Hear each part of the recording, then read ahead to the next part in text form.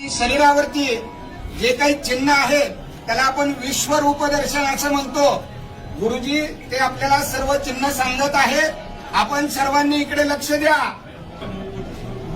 भक्त पुंडलिकाने दिलेली वीट आहे, ही वीट आहे त्या विटेवरती देव उभा आहे.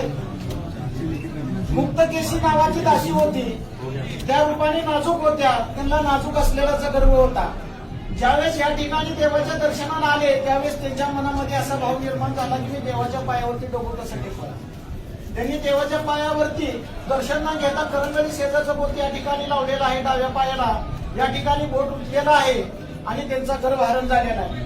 ही कृष्ण अवतारातील गुरु राखाची काठी आहे, पितांबराचा सोगा आहे, डाव्या हातामध्ये शंख आहे, उजव्या हातामध्ये कमल पुष्प आहे, कमरेला वासनी वेलाचा कळतोडा, अर्धांगी रुक्मिणी मातेला बसण्यासाठी दिलेली जागा आहे. ब्रह्मदेवाचे जन्मस्थान नाभी कमल, भृगुर्षिणी लात मारली विपुलांचल, गळ्यामध्ये कस्तूप मणी आहे, मकराकार कुंडले आहेत, शिवाकार मस्तक आहे. कुंडली